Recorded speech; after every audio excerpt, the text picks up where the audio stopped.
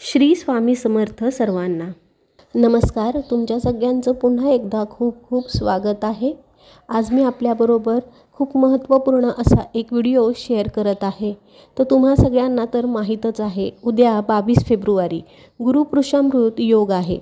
तर प्रत्येकाला गुरुपुरुषामृत योगावरती सोनं खरेदी करणं शक्य नसतं। तर अशा वेळी या शुभयोगाचा लाभ आपल्याला कसा मिळू शकतो यासाठी मी तुम्हाला अगदी सोपा उपाय सांगणार आहे। सोन्याऐवजी तुम्ही जर या 3 वस्तू विकत आणल्या तर तुम्हाला नक्कीच माता लक्ष्मीला प्रसन्न करता येईल, आपल्या घरामध्ये माता लक्ष्मीला स्थिर करता येईल आणि ह्या शुभयोगाचा लाभ आपल्याला मिळणार आहे। तर ह्या ज्या 3 वस्तू मी तुम्हाला सांगणार आहे त्या आपण सहज विकत घेऊ शकतो। फक्त गुरुपुरुषामृत योग हा 22 तारखेला जरी असला तरी त्याचा एक विशिष्ट काळ असतो।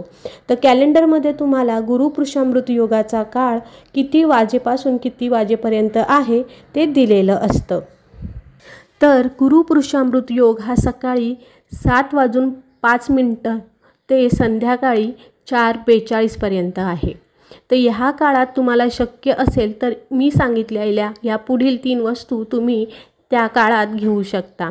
जर शक्य नसेल तर उद्या कुठल्याही वेळेत तुम्ही या वस्तू खरेदी करू शकता। तर कोणत्या आहेत त्या वस्तू चला आपण बघूया। सर्वात महत्त्वाचं म्हणजे हळद।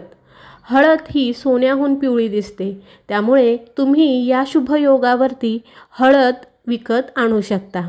दुसरी वस्तू आहे चणा डाळ। चणा डाळ देखील तुम्ही या शुभ मुहूर्तावरती विकत घेऊ शकता।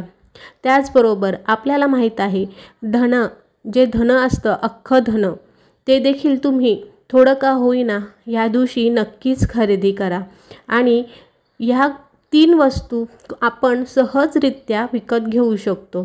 तर ज्यांना प्रत्येक वेळेस सोनं खरेदी करणं शक्य नाही तर त्यांनी ह्या 3 वस्तूंपैकी कोणतीही एक वस्तू आपल्या घरात नक्कीच विकत आणू शकता।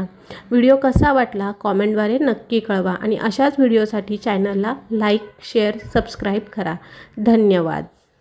श्री स्वामी समर्थ। जय जय स्वामी समर्थ।